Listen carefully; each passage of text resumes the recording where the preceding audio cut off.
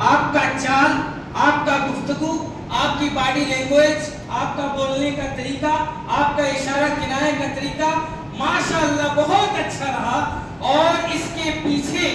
ان محنتوں کے پیچھے، ان کوششوں کے پیچھے آپ کا یہاں آ کر کے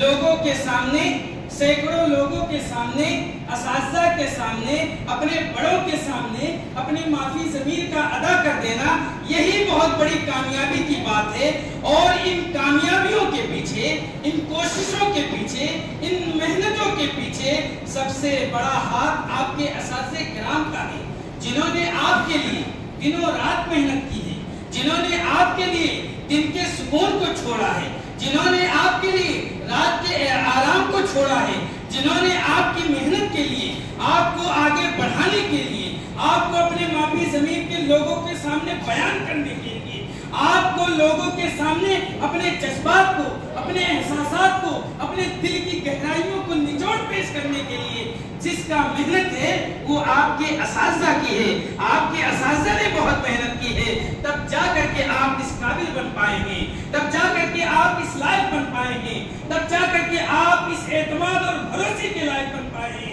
کہ آپ سینکڑوں لوگوں کے سامنے کھڑے ہو کر کے اپنی معافی ضمیر کا ادا کر دینا. یہاں تو ہم نے دیکھا ہے، بڑے بڑے خطیبوں کو دیکھا ہے، بڑے بڑے علماء کرام کو دیکھا ہے، اسٹیجوں پر آنے سے پینڈ گیری ہونے لگتی ہے. سنتے ہیں ہمیں خطابت کا، خطابت نہ مت کہیے، درس و تدریس میں مہارت ہے، احادیث نبویہ میں مہارت ہے، سیرت میں مہارت ہے، فقہ اصول فقہ میں مہارت ہے، مسئلے مسائل میں مہارت ہے. لیکن تقریر کرنے کو بول دیا جائے تو نہیں بھائی نہیں. تقریر وہ چیز ہے جو اچھے اچھے کے لوہے کو منواتی ہے، جو سپہ سالار تلواروں سے نہیں منوا سکتے. تقریر وہ ہے جو پوری قوم کو لے کر چلتا ہے. ماہر زبان خطیب وہ ہے جو اپنے پوری قوم کو اپنے پیچھے لے جا کر کے اور لوگوں پر یلغار کرتا ہے. میرے بھائیوں، آپ تاریخ کا مطالعہ کریں گے آپ کو پتا چلے گا. آپ کے اساتذہ ہیں، آپ کے لیے بہترین نمونہ ہیں. آپ ان سے پوچھئے، آپ ان سے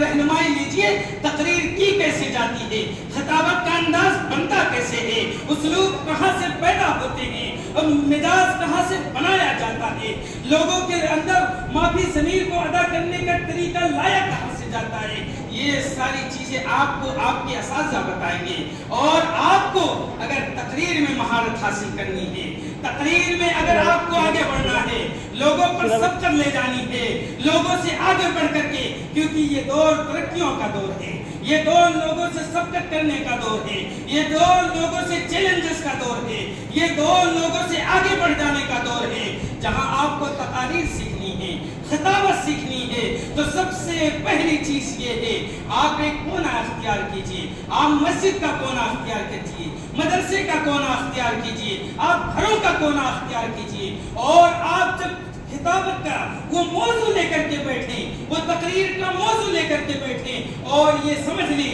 یہ جو ہمارے سامنے در و دیوار ہیں، یہ کونے کے آجو باجو والے دیوار ہیں، یہ سامعین ہیں. آپ ان کو سمجھا کر کے تقاریر کیجئے. آپ کا اسلوب بھی اچھا ہوگا، آپ کا انداز بیان بھی اچھا ہوگا، آپ کا بولنے کا طریقہ بھی اچھا ہوگا، آپ کا باڈی لینگویج بھی اچھی ہوگی، آپ کا سمجھانے کا انداز بھی اچھا ہوگا. میرے بھائیوں، میرے عزیز طلبہ و طالبات، آپ محنت کیجئے، آپ آگے بڑھیے. آپ کو بہترین اساتذہ ملے ہیں، بہترین معلمات ملی ہیں، اچھی فارغات ہیں، اچھے فارغ التحصیل علماء کرام ہیں. آپ ان سے زیادہ رہنمائی حاصل کیجئے. میرے بھائیوں، میں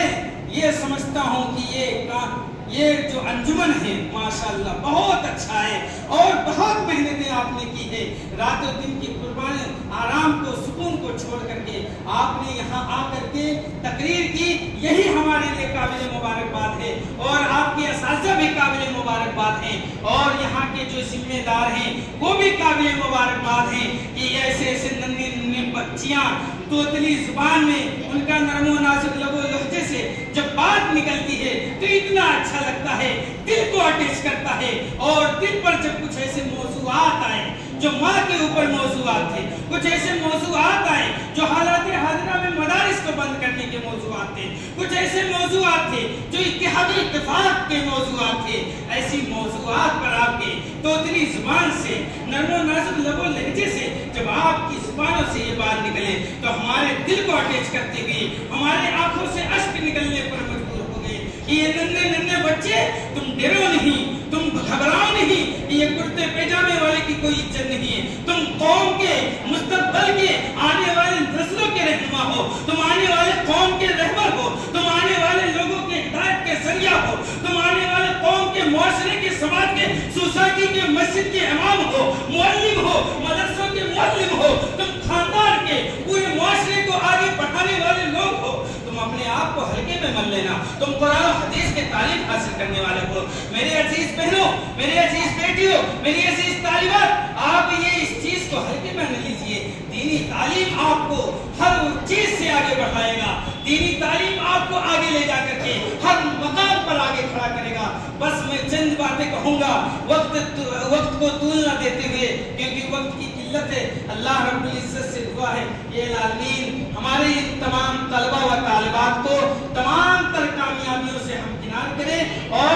انہی کے ساتھ ساتھ ان اساتذہ کرام کی کوششوں اور محنتوں کو قبول عطا فرمائے، جن کی اتنی ساری محنتیں ہیں آپ کے پیچھے ان کو بھی قبول فرمائے، اور یہاں کے ذمہ داروں کی محنتوں کو بھی قبول فرمائے۔ وآخر دعوانا الحمدللہ رب العالمین، وسلام المرسلین والحمدللہ رب العالمین۔